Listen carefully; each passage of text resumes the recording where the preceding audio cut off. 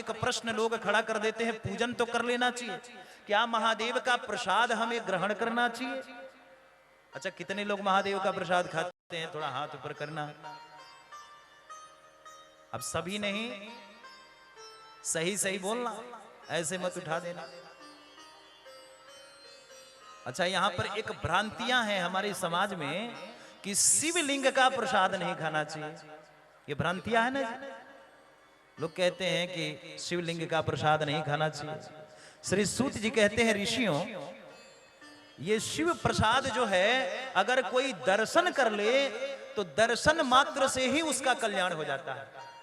अब विचार करो, खाने की बात तो छोड़ दो, आप खाते हो कि नहीं खाते हो इसकी बात तो छोड़ो, अगर कोई ये शिव प्रसाद ग्रहण कर लेता, देख लेता है, केवल दर्शन कर लेता है, तो दर्शन करने मात्र से ही महाराज महादेव प्रसन्न हो जाते हैं।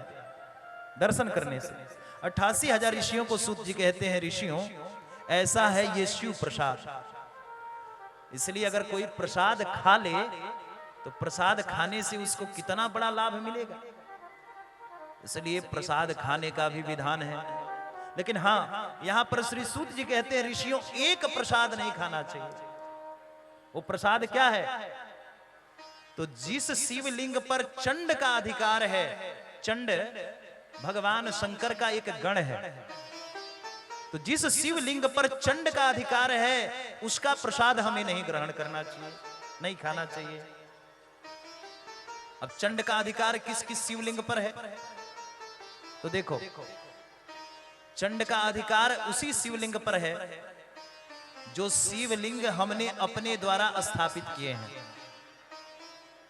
अगर कोई अपात्र व्यक्ति कोई अपने लिए पर्सनल अगर कोई शिवलिंग की स्थापना करता है तो उस पे उस लिंग पर चंड का अधिकार होता है। लेकिन अगर सोने का शिवलिंग है, चांदी का शिवलिंग है, स्फटिक शिवलिंग है और किसी विद्वान संत महापुरुषों के द्वारा निर्मित शिवलिंग है, तो वो प्रसाद हमें ग्रहण कर लेना चाहिए उस शिवलिंग का।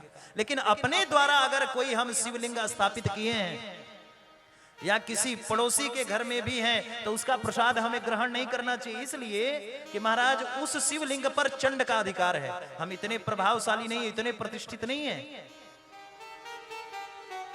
लेकिन ज्योतिर्लिंग का प्रसाद खाने का विधान है, स्फटिक के शिवलिंग का खाने का प्रसाद विधान है, स्वर्ण के शिवलिंग का प्रसाद खाने का विधान है। इसका प्रसाद हमें ग्रहण कर लेना चाहिए।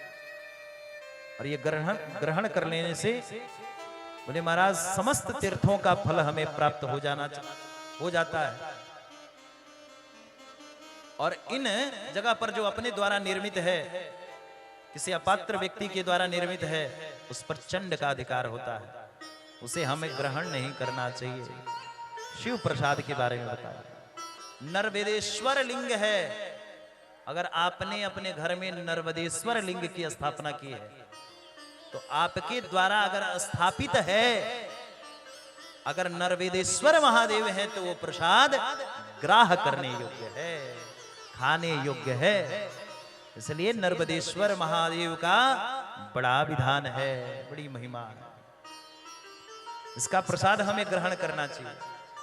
अच्छा, मान लो अगर महादेव को प्रसाद खिलाना ही है, अब देख लो और ध्यान से सुन लेना कथा, चमत्कार बता रहा हूं। महादेव को मान लो आपने स्थापित कर दिया और महादेव का प्रसाद खाने का इच्छा है, तो हम कैसे महादेव का प्रसाद पाएं?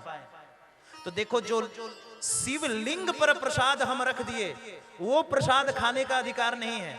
लेकिन अगर महादेव का प्रसादी हमें पाना है तो जैसे ठाकुर जी का हम भोग लगाते हैं, ठाकुर जी का भोग लगाते हैं ना घर में, एक पात्र में फल आदि रखते हैं और उसी पात्र को ठाकुर जी के समक्ष रख देते हैं और फिर तुलसी दल डाल करके और आचमनी करा करके उस प्रसाद को पा लेते हैं। ऐसे ही करते हैं ना जी।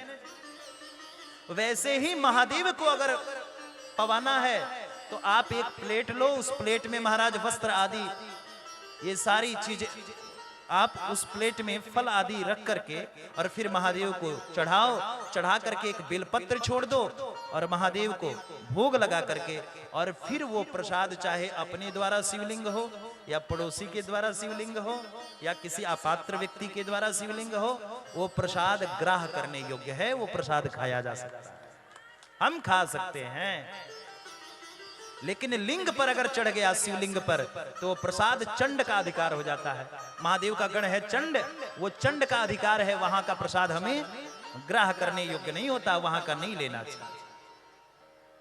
बोल शंकर भगवान की। भोले